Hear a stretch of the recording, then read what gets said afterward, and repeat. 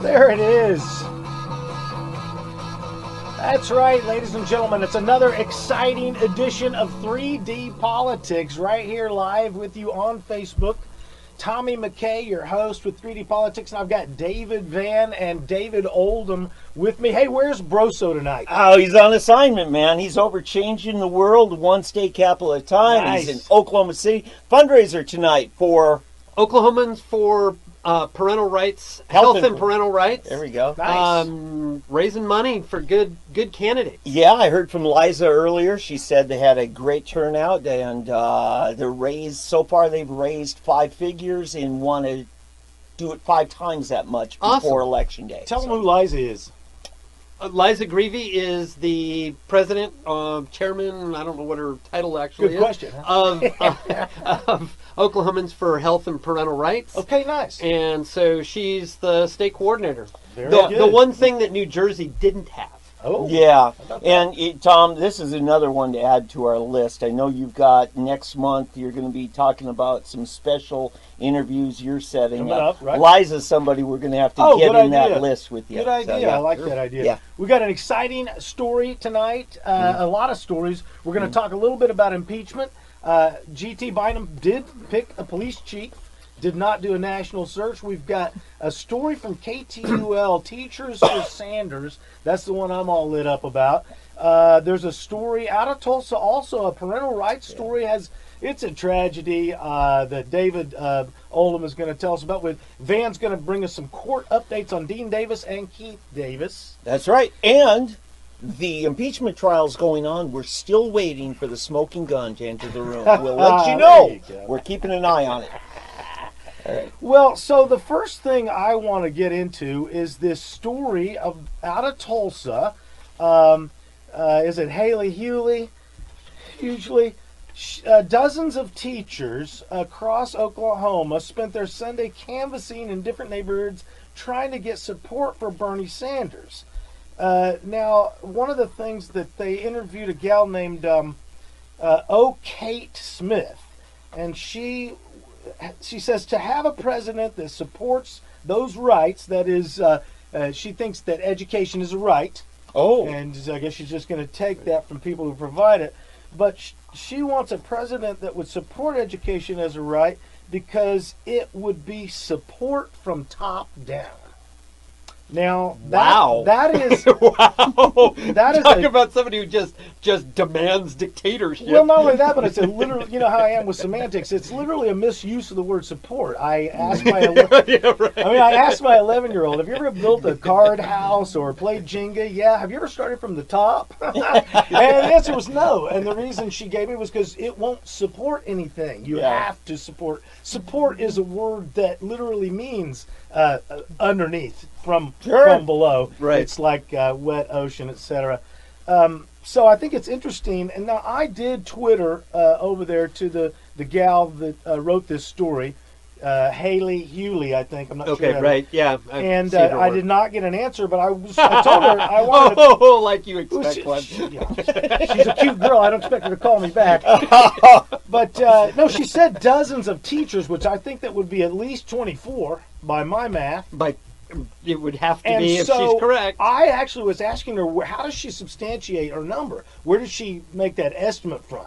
Okay. I mean, how did you get? I basically I don't believe it. I don't believe 24 teachers were walking around on a Sunday in Oklahoma pushing Bernie Sanders. I just don't think there's 24 teachers doing that.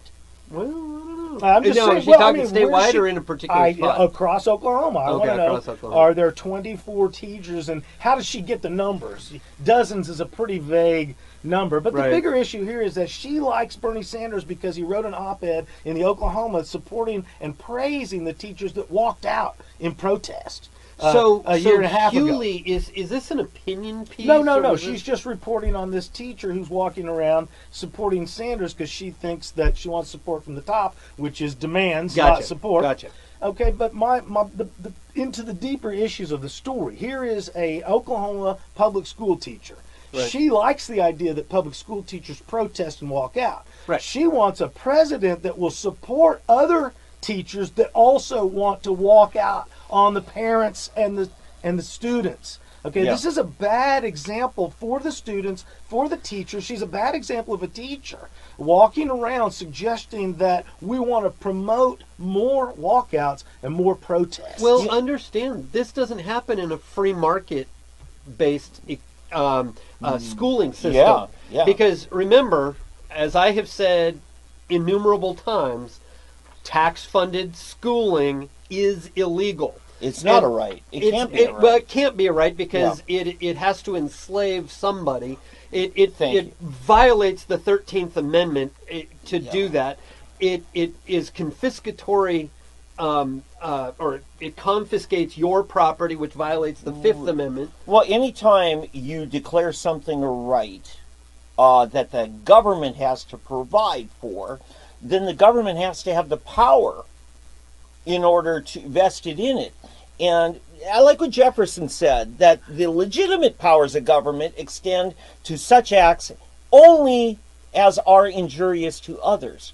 So you Correct. have a right not to be injured by others. Correct. You don't have a right to be enslaving somebody to educate Well, you. that kind of injures the enslaved one, doesn't it? It does. And that means that the one doing the enslaving puts themselves superior, says, no, I'm created superior to you, not that we're all created Yes, equal. bake me a gay wedding cake is essentially what you're saying. Exactly. Yeah. Or, whatever the situation may be. Yeah. So the story says that in the last week, more than 100 educators across the state have pledged their support for Sanders. Well, Sanders has 100 supporters? 100. Wow! Maybe if you got them all together in one place at one time. well, I think the guy who's spending all his time in Oklahoma is New York boy, Bloomberg. Bloomberg. Oh, yeah. I think he's spent quite a bit of time in Oklahoma. He did. And it didn't help. I think he is. Well, when I was back east, he was just dumping ad money into the East Coast. Yeah. So I think that he is dumping ad money into New Hampshire and Iowa and New Hampshire. Right. And I think he is working Oklahoma. Yeah. And I don't know how much he's worked Iowa, New Hampshire, and all of that, but I mean, you kind of have to get through there. But I think he's really looking for Super Tuesday. Yeah, and I'm looking at Virginia is a Super Tuesday state. And I don't know if New Jersey is. I know Vermont, Minnesota. Okay. But here's the thing. You've got your carve-out states, and Bloomberg is, by and large, just ignoring them. And he said, I'm going to leapfrog ahead of you, and I'm going to win these other ones. Now, who was the last one to do that was actually Rick Santorum. Now, he did win Iowa. But he skipped Florida that one year they cut in line, and Nevada and South Carolina, and all of a sudden he did the sneak attack, and in one night won Colorado, Missouri, and Minnesota, and all of a sudden he had the mojo. Right. So it has been done. Right. And in fact, right on the heels that came into Oklahoma here and got a huge lead, and so I think now who didn't it work for was when Giuliani decided to run. He put everything on Florida, and he didn't even make it to Florida. Right. So yeah, it's now who else skipped something? Reagan actually skipped Iowa altogether. He started New Hampshire. Oh, did he? Yeah. I don't remember. So I was alive, but I don't remember it. Yeah. I was actually I'm voting, sorry, but I enough don't of my remember it. history. fantastic Hey. information. But back to my story. Yeah. The insidious thing here is we've got this cancer called socialism, and 100 teachers are all for Are it. you still talking And that they story? love this socialism thing, but because the problem with socialism is that it promotes group rights instead of individual rights, and we all know that everybody's an individual, but nobody is a group. But speaking of groups, though, Well, there and was this Okay. Berry Hill high school teacher that had a group of students that she had sex with recently, and so I love your I segue. said, this guy here, uno, dos, threesome is what I said. And so if you're going to go for the group rights thing, we've all got to get into the orgy somehow. But the socialism thing has got to be nipped in the bud in the schools, and that's the first thing we could do is get rid of teaching socialism and promoting socialism, which means we've got to get rid of socialist teachers that promote socialism and get back to promoting an individual basis. We do, and we have to remember, because we're up against Medicare or Medicaid expansion this year. We have all sorts of socialist policies that they want to expand at all times, right? And they are there. Socialism is illegal. It's unconstitutional. It violates as many as 9 amendments to the U.S. Constitution's Bill of Rights. And so if you violate that many things and nobody's dealing, and everybody wants to work on, Medicaid expansion. Oh, we can't expand it. Hey, we got to get rid of it altogether. Right. Now, and that's the issue with public schooling. I guarantee you, schooling's not going to go away, and it's not going to go away for the poor, because everybody needs educated kids, and it will be all we can funded, do is but it'll be funded right. We can push for local control over local area and get the feds out of it. Well, there's that, but again, it still can't be. It can't be government mandated even at a local area. It can be voluntary. It must be voluntary. Right, and I'm just saying that any public schooling that goes on should be dealt with at the local level. Yep. And not mandatory. Yep. Well, and that'll be really dictated by the donors. You are 3D Politics Live once again on a Monday night at 7 p.m. I've got David Oldham. David Van with SoonerPolitics.org and David Oldham with ConstitutionalGrounds.com. I'm Tommy McKay. You can catch me at Tom E. McKay on Twitter.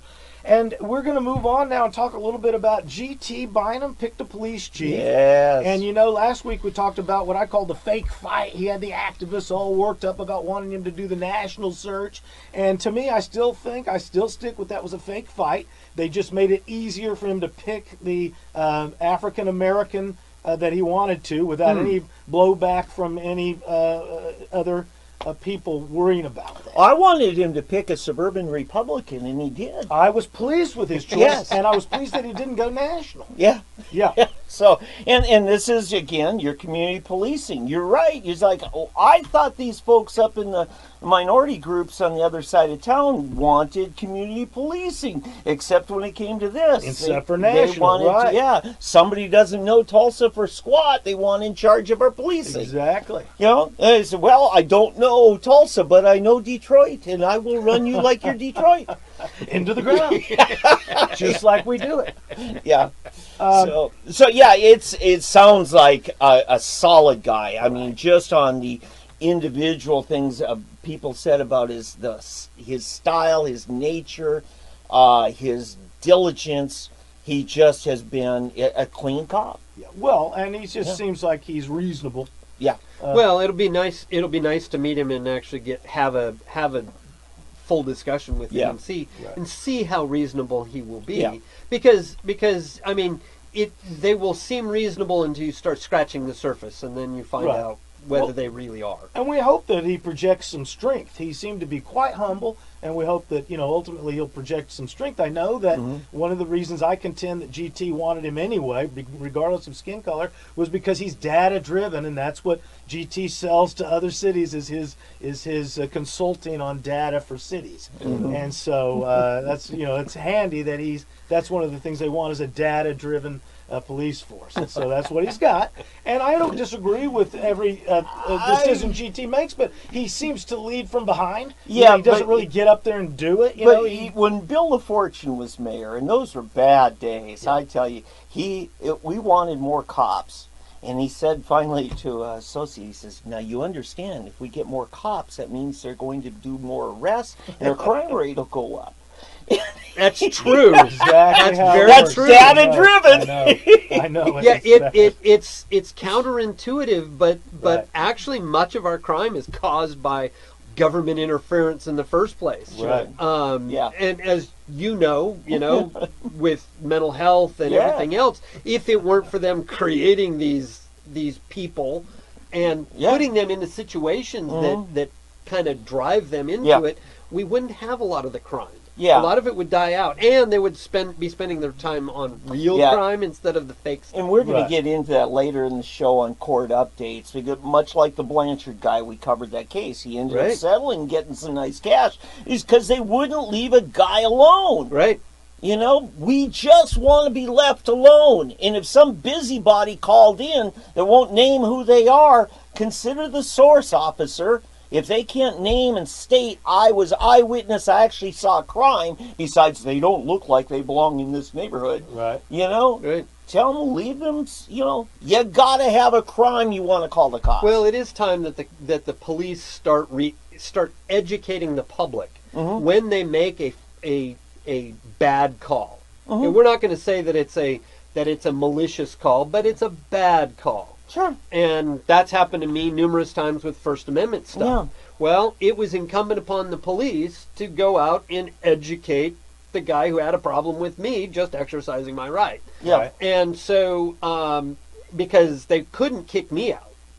I mean, they had no grounds to do that, so they had to make sure that the other guy left me well alone. And so it got turned around. We're not seeing that with the gun issues in the park and things like that. No, somebody called it in, so we're going to SWAT the guy. Right. You know, that kind of a thing. And it's like it's flipped around. And you know, where's the investigation on the caller?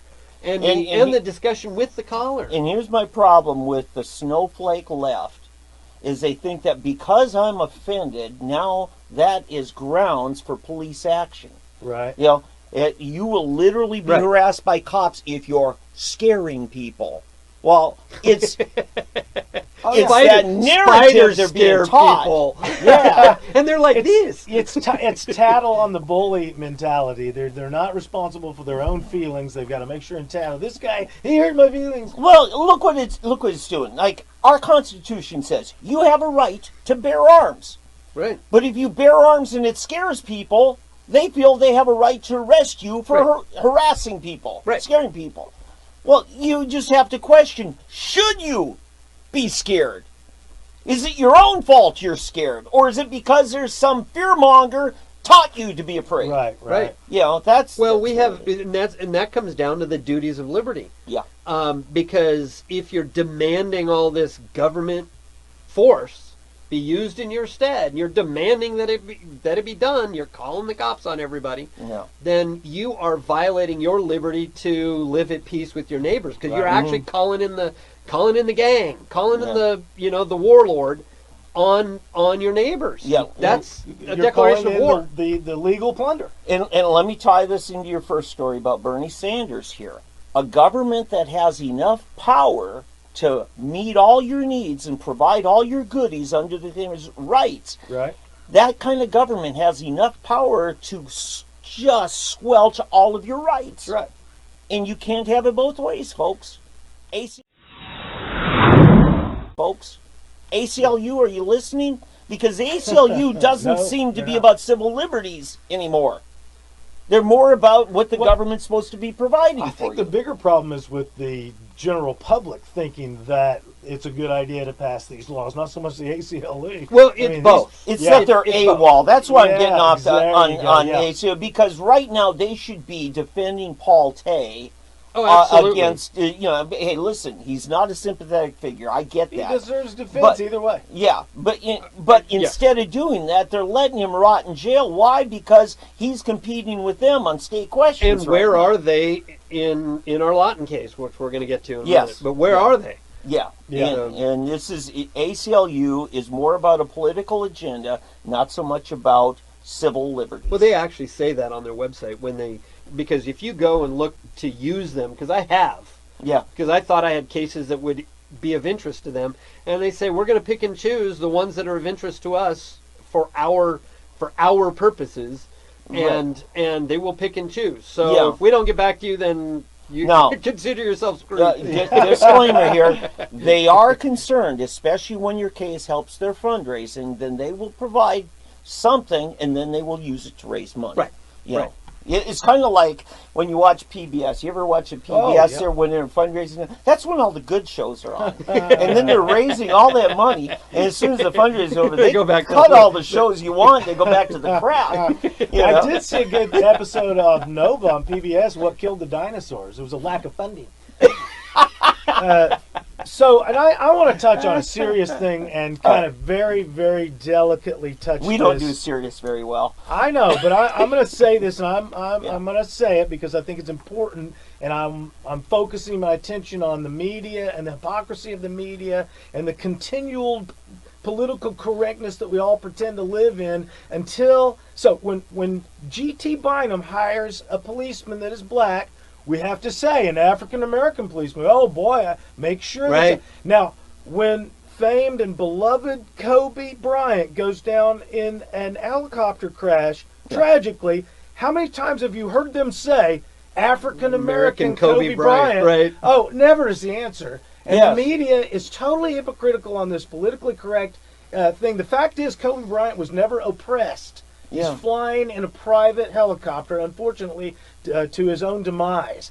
But I remember the Saturday Night Live with Chappelle, Eddie Murphy, and 4 other rich black guys up there. The idea that black men are oppressed and that there is a white privilege is just not true. It's not true. Right. Yeah. So, and by the way, I had to say, with the Kobe Bryant thing, I mean, it's tragic. It is a tragic thing, and you want to celebrate. This is a guy who was diligent at his craft, so good that coming out of high school he was ready for the NBA and beloved by everyone everywhere. I mean, well, except when he cheated on his wife, then he but she took him back too. You see, loved him.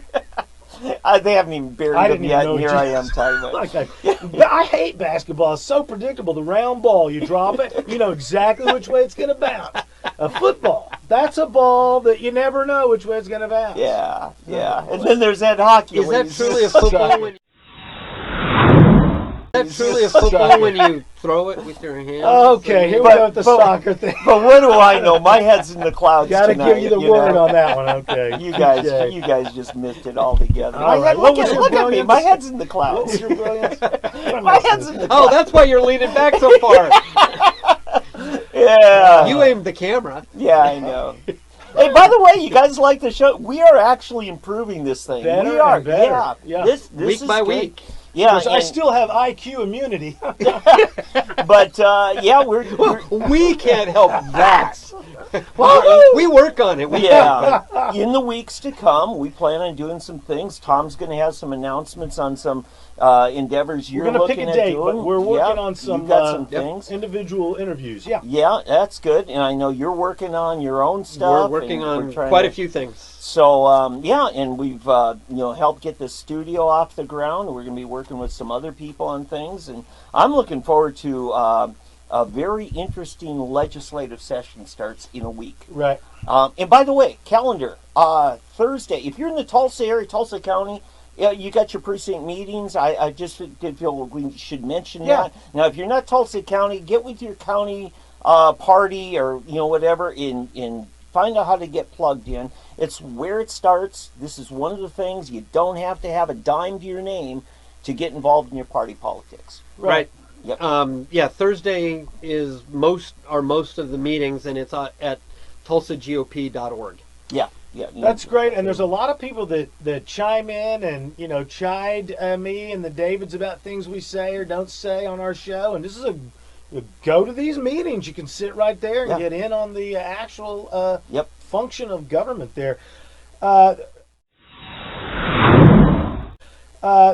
Tuning in once again, 3D Politics on another Monday night. David Oldham right here with Tom E. McKay. And I've got a story out of Tulsa from Oldham here. This is about Reggie and Tasman Bowles. Early in January this year, there was an arrest of Tasman Bowles. It's Tamsin. Oh, sorry, I'm reading that wrong. Tamsin, thank you. They were going to, the police were attempting to execute a lawful court order to remove her children. Evidence she has indicates that there was no cause for the quote-unquote emergency order, which led to the rest of this tragedy. Tell us about it. Well, this is a story that I became aware of. I saw the original news releases. Oh, this horrible lady, resisted the police and all of this. Well, she must be guilty. She must be. I mean, there was nothing but the arrest. The story itself was basically innocuous, but they definitely put out the police narrative. The real story is the backstory, not her arrest. Okay. Okay. Her arrest was basically stemmed from her being a mother. And what they did was they came into the home to take the children from the family. Based on what?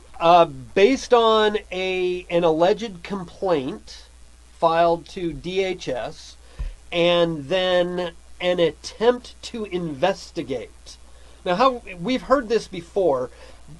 Especially with the... Sounds like date rape to me, David. Well, no, we've heard this before with, what's his name at the Broken Arrow, Neenwee Park. Oh, yeah, Rick Hubbard. Rick Hubbard. Attempt to investigate. And so what it is it's an attempt to investigate. They go out and they want to talk to the parents. They want to see the children. They want to look inside the house and this and that and the other thing. The problem is that there's a pesky Fifth Amendment to the U.S. Constitution that says that we have the right to remain silent and be secure, and the Fourth Amendment, be secure in our houses and personal effects and so forth, and therefore they need to have a warrant. Well, they don't have a warrant, so they're told basically to take a hike, come back when you've got something more, talk to our lawyer, kind of a thing, and that then became sufficient to gain the warrant. Oh my God! And basically, then they came back and tried to bluff their way into the house, and then looked through the windows and report to the court that they see dark circles around the children's eyes, and that the children are look malnourished. And I thought looking in somebody's windows is grounds for getting shot.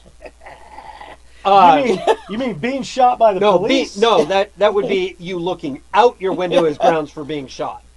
Yeah, but I mean, my God, you're on somebody's private property. Well, unfortunately, they live in an apartment complex, and so it's their abode is still considered their private property. Yes, but if your window is somehow open and they can look in, I guarantee you, I go down these apartments down the street here, and I look in windows. The cops will be coming after. Well, I agree, but I mean, if you go into an apartment, you're doing that. But if you've got a gun and a badge, or at least just a badge, maybe because DHS doesn't have guns. But if you have a badge, then that somehow makes it all okay. Yeah. So anyway, they then swear to the court that they have extreme concern need to remove the children. You said they is DHS. Says to the court that they cannot resolve this matter because the parents refuse to communicate. Right, and they're scared. DHS is scared for the kids. They said they have extreme concern. Now, you have broken the law if you made me scared. And if I'm scared and you're what scared me, then you broke the law. That's essentially this is what our society's become. This is the situation is that they later at the in the hospital, because they came in and took the kids. They got the court order.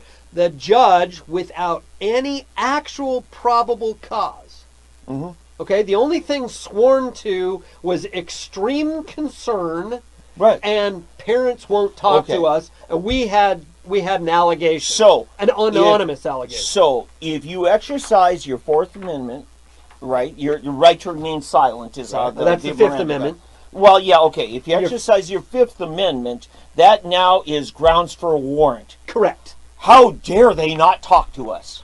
Not answer our questions. Well, that is exactly what they got, what they were trying to put over on Rick Hubbard. Yeah. And Neenwees. Because remember, what they did was they didn't go talk to the caller to investigate. They come up to him with their guns all out and everything like that and say, "What are you doing here? Blah blah blah blah blah." Right. And if it's like, I'm not talking to you. I'm gonna remain silent as per my constitutional right. and then they take that as obstruction, and they then go down that whole road. Right. And gee, what was she arrested for?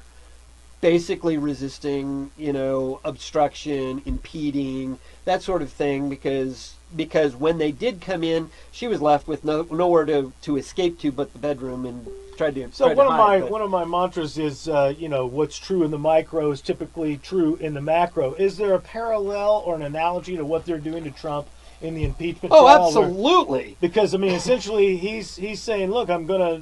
I'm not. He's defending himself, and they're saying it's obstruction. Well, and this is what we should be pointing out for all the Trumpsters and everybody who recognize this is happening everywhere. It's in every jurisdiction across the United States, and mind you, the allegations proved false, because I saw the hospital records and the write-up from the doctor. The children were given a clean bill of health. Were then scheduled to go visit with the DHS hack pediatrician, who they go to for everything that they want to write up. So right. I don't know what we haven't been able to find out what that pediatrician has said, but they haven't returned the children, and as we were talking the other night, they should have been returned immediately, because there was nothing found. Basically. But nothing like that, because once they get their hooks into the kids, they keep them as long as they can. I'm not done with this story, but there's probably people who are now hooked to hear about this story of Reggie and Tamsin Bowles, and I know there's a way to contact or get information about this story. I would say then it's on constitutional grounds. It's on 3D Politics. I put it up there. That's constitutionalgrounds.com. Well, no, Constitutional Grounds on Facebook. Sure. So Constitutional Grounds on Facebook. Find the spelling of their names. I didn't tag them in the story, but you can just put their names into Facebook, and they have Facebook accounts, and you will see they're sharing their story. They're probably even watching us right now, and they may be online to say hi to people. Let me ask, this is an ongoing tragedy. If you're interested, there's a way to contact the people, or at least follow the story. Okay, one is, do they have legal help yet? They do have some legal help. This is not the first time, unfortunately, they've gone through this. And so that's part of what's led up to this, is because they have gone through this badly the first time around. Mm-hmm. In fact, the first time around, they believe that when the children were given to in-laws, either while the kids were in DHS custody or given to the in-laws, they believed that the eldest child was vaccinated against their wishes. Mm-hmm. In fact, this was a vaccine story in this aspect. Mm-hmm. The first time this happened, one of the criticisms of their parenting that was to show they were unworthy to be a parent and to have their rights as parents deprived, was that they chose not to vaccinate their children. And that was literally used by Steve Kunzweiler's office, our DA here in Tulsa, a non-legal reason used in a legal proceeding for to deprive these people of their rights. Steve, your office has a lot to answer for. It was 3 years ago, but we're going to have a talk, because you're still involved in this thing, and I don't like it. Yeah. But anyway, so is it any wonder that they had problems talking to these people this second time around when they've gotten shafted the first? Their son, their eldest son, is now autistic, was fine before he went into DHS custody, is now autistic, and unfortunately is still in a diaper. As I met a 13-year-old who's still in a diaper back when I was in New Jersey, because that's what happens with some autism cases. Yep. It's the hospital reports read like a for the eldest, read like a kid with vaccine injury, with neurological damage. It is it's just heart-wrenching when you think about these things. Okay, I got a question. So, yes. It's from your story, Constitutional Grounds. Yes. It does say that the Bowles has a Facebook page that you can find. Yes. But there's a distinction between the official concern that they had, but no evidence of abuse. So there's a difference between abuse and concern.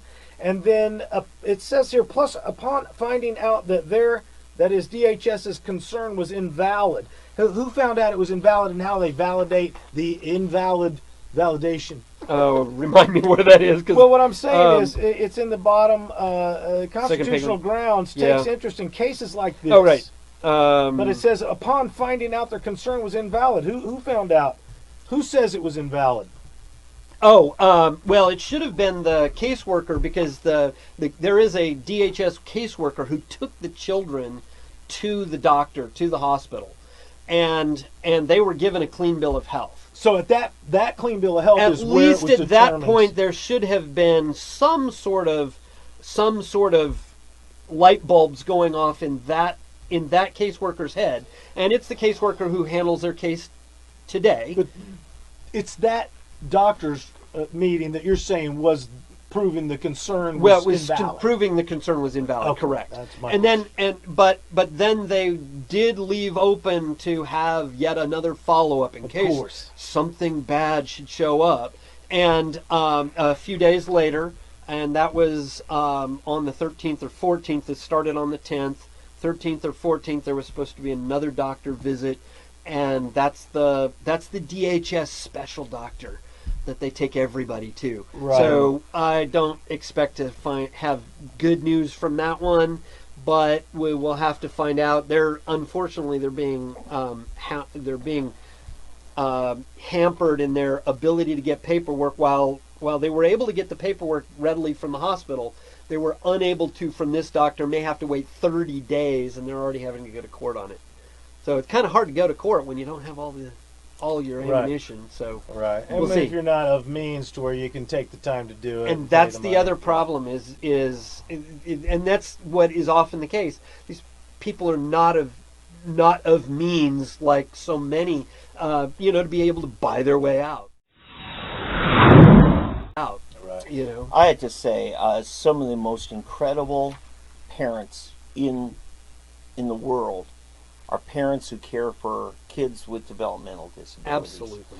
And too often we have people looking over their shoulder, telling them what they're doing wrong, what they should be doing better, and that these families would just as soon not have friends like that. Okay? If you have friends like that, you don't need enemies. And you wonder why families like this all of a sudden kind of pull back from society. Yep.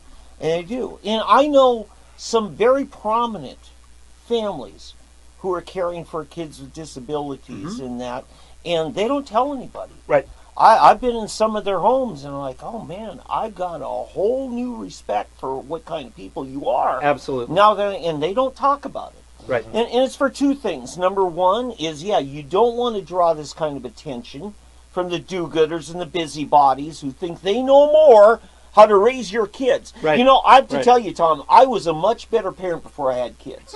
And that's what I tell people. That's true. That's true. When I wasn't a good employee until I became self-employed. There you go. Now Then you're I finally talking. figured it all out. That's right. Oh, man. And it's the same thing. But they just it's a problem we have with people do it. And then on the other hand, you want to protect the dignity of this child. You don't want them to become a circus, Absolutely not. and stuff. And so when you're dealing with someone, you try to keep them out of there because they don't need someone, gawking. They just as soon not. So there are families like this, and if you are so privileged to be invited in their small circle, that's an honor, and that's something you should respect, and ask, is there any way I can help? Not who shall I call to report on you? Parents, I think, deserve what the people in the military have. I think it's called operational control. That is, if you're in the middle of a firefight and you are a lieutenant, but you get a command from a higher up, there's a thing called operational control. Based on what you know on the ground, the lieutenant can override the higher rank's decision based on operational control. Yeah. And this is a situation parents are in all day long, is that it is the parent's decision. If you see a parent disciplining a child, it's the first time you've seen the kid get disciplined, you have no idea. Perhaps the parent's been riding that kid all day long to do whatever, and the kid needs retribution. I got a quick story. I'll be fast on Please. this. Is when we just had our third child, Debbie and I. Debbie, it took her, she had some health concerns, and then you're taking care of a newborn, and our two boys, which were 5 and 8, she wasn't giving them as much attention and oversight. And we were both pretty nervous about that because they would play with the kids in the cul-de-sac and stuff. Sure. And then it got to where, we felt we were beating up on ourselves, right? And the 8-year-old was making peanut butter and jelly sandwiches for the 5-year-old, and they were just doing more of taking care of themselves because mom had her hands full. And we really were scared. I mean, this is how much we beat up on ourselves. And then when Debbie was doing better and, getting back and stuff, a neighbor contacts me and says, hey, we just bought another house. We're getting ready to move into it. Want you to do some work on it because I'm a contractor, home improvements contractor. And so I'm over there bidding on it. And the guy says, by the way, I just want you to know my wife and I think that you and your wife are some of the best parents we ever saw. Well, thank you. And, I didn't think much of it. And he says, you have to understand, my wife works for DHS. And her job is to decide. Monitor. Her job is to decide when parents are fit enough to get their kids back. Like, my God! And you lived in my cul-de-sac. And then so I said, "What makes you think that?" And he says, well, we saw some of the neighborhood kids doing something they knew, overheard them talking about doing something. And your oldest said to his little brother, come on, Charlie, let's go home. We should not be doing that. Let's go home. Let's not. And he said, you know what? That tells me those kids are raised right. Yeah, right. And then I told him, I said, my God, we were afraid DHS might find out. And the best parents are usually the ones who are overly concerned because they're already living to such a high standard they're holding themselves accountable for. And so, listen, people who are like that probably are better parents, like the Bowles family. Yeah, they don't want to talk. You know what? You read their Facebook pages. They care about the kids. Yeah. This is not something that I just don't believe everything that, and I don't believe these things anyway, especially when they're concocted and there's nothing factual. There's no fact. There's nothing there that says this is tangible. I saw X, Y, or Z, and it was valid. Everything that they supposedly saw turned out to be false. Yeah. And as reported by both a nurse or a physician's assistant and a doctor who each saw both children. And I've seen the paperwork, so they both had a clean bill of health. I've got an update from the U.S. Senate. They're holding trial. Smoking gun has still not entered the room. All right? But let me tell you, they're charging him, and the argument today was great. Pam Bundy, actually. Bondi. He's this obstruction thing. Right. Why are they saying he's obstructing? Because he's not laying down. He says, you know what, let's take this to the judicial branch, let them decide. That's obstructing. How dare you at doing it? Right. And so, this is the problem. Well, and that's exactly what we have here. Yes, exactly. It's the use of the Fifth Amendment. Because you exercise your Fifth Amendment rights, that proves that you're guilty, you're obstructing us, because we have a right to ask you these questions, and you got to answer. But it's like, wait a minute, what happened to my right to I'm channeling my inner D'Ambroso. If you're just tuning in, you're watching 3D Politics with David Van and David Oldham and missing David D'Ambroso. And what was your comment? But Oldham, if you got nothing to hide, give them the answers they want. That's exactly it. That's exactly the way. I have a breast butt verify for the female president. Because there is no proof been submitted yet that Elizabeth Warren is female. Okay, I want a breast butt verify. If she's got nothing up her skirt to hide, what does she care if we look? Hey, did you hear about? We're the two Davids. That's Tom. Address Tom at Tom McKay. Oh, he's so worried all the time. David Van with. Soonerpolitics.org, David Oldham, constitutionalgrounds.com. I'm Tom E. McKay. Catch me, Tom E. McKay, on Twitter. What about this, just as an aside, don't you just love the new Star Trek symbol? for the Space Force. Did you see that? We don't know what No. you're talking No, about. you're talking about the true Space Force. Yes. And they've chosen a Star Trek symbol? Basically, it's a I Star didn't Trek know that. symbol. Yes, Now- fiction creates reality. Now, what happened to link, lock, and load here? I did not get the memo on this. I've got IQ immunity, and you guys are the Davids. Okay. I'm just making a segue. I Shop just talk going on asking here. you a little bit. It's not a story. It's just an opinion piece. No. Don't you love the Star Trek I haven't symbol? seen it, so Were I you would. Star Trek fans? Yeah. You hate them. Oh, I mean, you guys aren't this Will Robinson. Yeah. No, I love Star Trek. Buck Rogers in the It's- 21st century. Yeah. I Yeah, had and that really. Martian, you know. Beady, beady, beady, beady.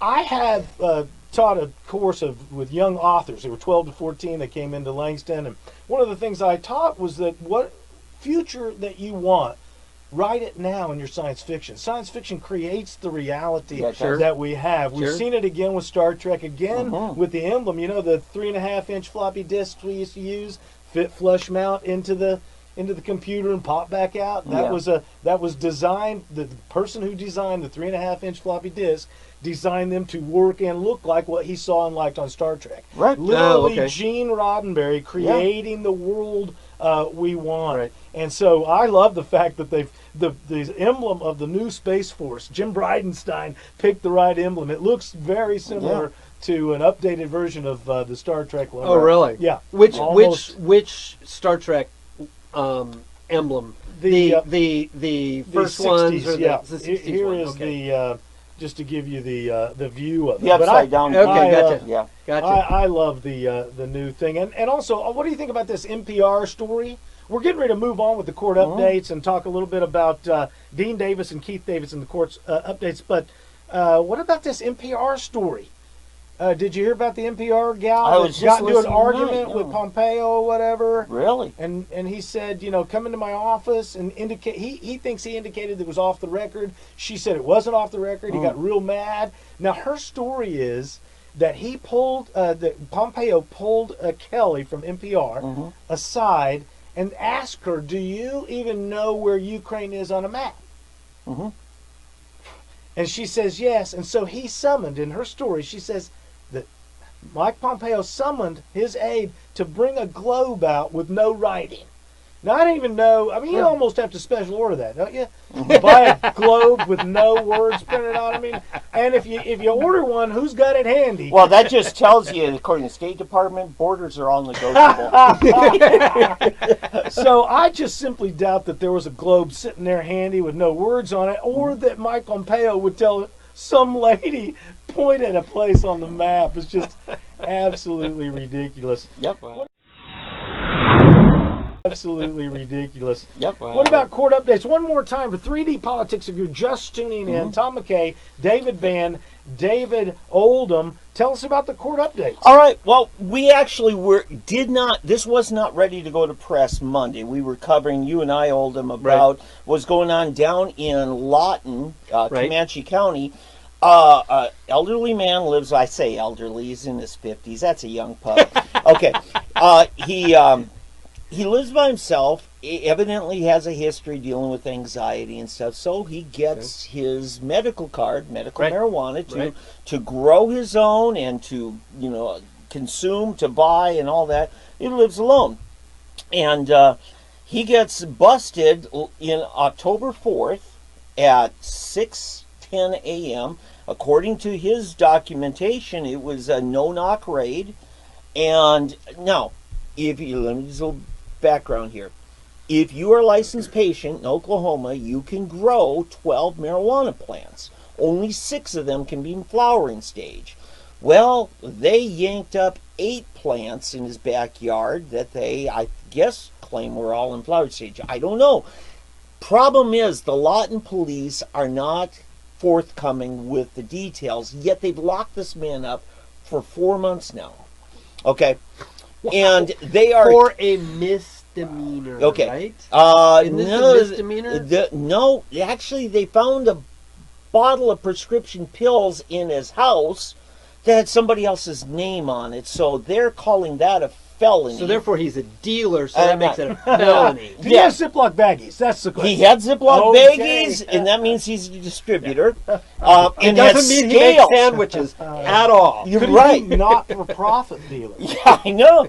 And so what's going on here, they said, well, yeah, it's scales too. Mind you, the law says if you are a patient, you can have only so many ounces. How do you know? Right. You better have a good scale, patients. Okay?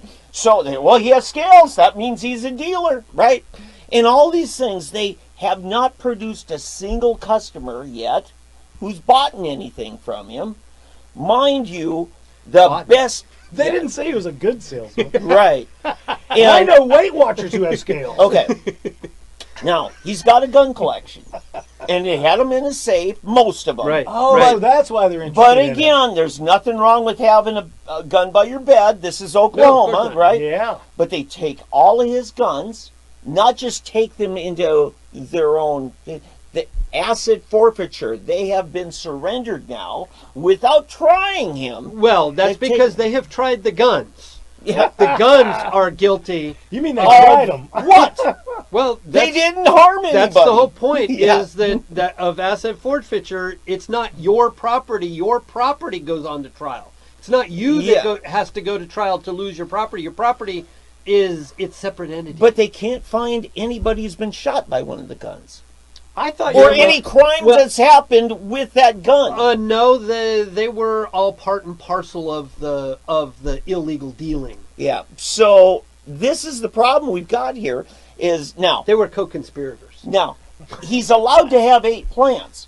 They ripped up all 8 of them out of the roots. And here's the important thing: most people won't know this, but I, an informed medical marijuana expert, the other day. A guy who knows the illegal statutes like the back of his hand. And they are, you're allowed to have 6 plants in full bloom. Here's the thing: the one time of the year, Tom, that unless you've got expensive greenhouse and all this artificial lighting, seasonal. The one time you can grow a good harvest of the best medicine is going to be right around the beginning of fall and going into October. When did they bust him? Right in the first week of October. Right. Exactly. Right. He lost probably $3,000 worth of his medicine by them yanking it up and taking it. Okay, mind you, even if they say he had 8 that were in flowering stage, fine, take the other 2, but leave his 6 that he's allowed to have. Right. So, and this is kind of like when you find the children are actually healthy and not abused and malnourished, you should return them to the parents. And the money notwithstanding, time is the more limited resource. He spent the time growing those. They don't pop up overnight. Well, there's that you got to too. take the time. Yeah. It's not just the money of the street value of whatever came off of them. Yeah, and a lot of us advocates and patients, because there's 250,000 patients in Oklahoma now. And we're learning this, and you might be better than you thought. And you might be reaping a nice harvest that all of a sudden it's getting you up against those limits that you're allowed to have in your home. Oh, you better which is about a half a pound. You better throw those extra plants and those extra flowers into the fire. We have a service that'll come by and pick them up. And so this is the it problem. licensed? No, it will be. Now here's the thing: they're saying the non-compliant hemp or marijuana. Which I think, at best case, they say you surrender that which is in excess. Instead, they gave him a $20,000 bond. Right. But they took his gun collection, which is the one thing he couldn't use. Which is worth up to another 20 grand-ish. So, Bondsman Association of Oklahoma, this is an issue. And I'm with you on this. When the cops start taking the people's asset so that they can't afford bond, they took $549 of his possession too, because they tell him that's drug money. Let me just back. So they took his actual money. Yes, they took that too, and that's gone in asset forfeiture now too. In reverse form, typically what Oldham is speaking about is we don't like licensing and registration because what does it lead to? No, that's not why we don't like it. Well, you can say no, but I'm still going to make my point. Okay. The fact is that this guy had the guns. There's a likely point to be made that they were interested in him because he had things they knew he had because those guns were licensed and registered. And they stayed in his home. I'm just saying they knew he had the guns because they were licensed, registered. That's we don't actually know what the police motive was for all of this. Not. Yeah, and this is a problem. And let me say to that point: normally, when the police make a big drug bust, they call the media. They're proud of what they did. They told nobody. Right. This came in a handwritten note that somehow got, I don't know, smuggled or handed out of the jail, the county jail where he's at. He can't afford an attorney. Right. He's going without. He's elderly. He's got mental health issues. Well, he should have a public defender because it is a criminal issue. But David, you're so naive. I know, I am. But but of course, public defenders don't do much for you. I know that's the point. They tell you to plead out. Well, here's the thing. Until he actually goes to trial, how do we know they're even going to show up? Well, they have put off his trial. He doesn't have a trial date yet. They keep doing continuances. They have their own problems between the DA and the judges. Well, and see, that is not allowable because and I've seen that a lot in Oklahoma. Now, when I came from California. Yeah. And in California, if you get your day in court, and if the prosecution doesn't show up, then it's done. You're done because they didn't show up. Yeah. They don't give you this perpetual continuance because we had a problem, we couldn't show up. Because unfortunately, that means that's a hindrance to the defendant. Right. And the defendant has a right to a speedy trial. Yeah, so we've got to look at, but I looked at some of the medicines. They're all anti-anxiety meds. They're not highly addictive stuff that is in there. I mean, the guy, and he has a past record of, he used to use liquor as a self-medicating, something to calm him. And that now he's moved over to medical marijuana, which is good. Any doctor in Oklahoma ought to tell you marijuana is not nearly as dangerous as alcohol. Wrapping up the Keith Davis story there, that's we're still waiting for the cops to give us a narrative. You know what? We need to take a trip to Lawton and go visit the guy. So, yeah. Interview. Do an audio interview. Look, and I'm thinking of very strongly doing that. Yeah, if you're an attorney in the Lawton area, I can think of no better person right now who needs a friend who give him some legal counsel. Needs some pro bono. They continue to rob him of the most limited resource, and that is time. Yes. He's sitting there. And the sad thing is, they picked on a very vulnerable target. This is a man who lives alone. He has an anxiety issue that, or at least it appears from looking at the evidence they put up here. And I looked at his Facebook post. He's got a pool table, and he loves to invite people over to play pool. He would rather be in his place than down at the bar, and that's probably a good thing. Yeah, and isn't that what our parents kept saying? Inhospitable, and I don't know. We'll find the narrative on this. But I talked to one of my friends who's kind of a law and order guy. Wasn't big on the medical marijuana or even the 780, 781. You mean a fake law and order guy? Well, I know. An illegal law and order guy. But, he says, you would have to be really bad to really serve time on marijuana. And, is that... ask the guy who served 4 months already. Well, yeah, and I said, and he agreed with me. He says, something about this doesn't add up. They better come up with some evidence of him selling to kids in the neighborhood or something to justify what they've done. Even that, I mean, no, not that selling to kids is all right, but the point is, even that is a protected behavior. The thing is, because you could sell to a kid if you had the parents' permission. Mm-hmm. There's nothing wrong with that. Okay, now you're not speaking statutorily currently. You're talking the constitutional principles. I'm talking constitutional because that's the only thing that matters. The statute, well, it is. Well, it is.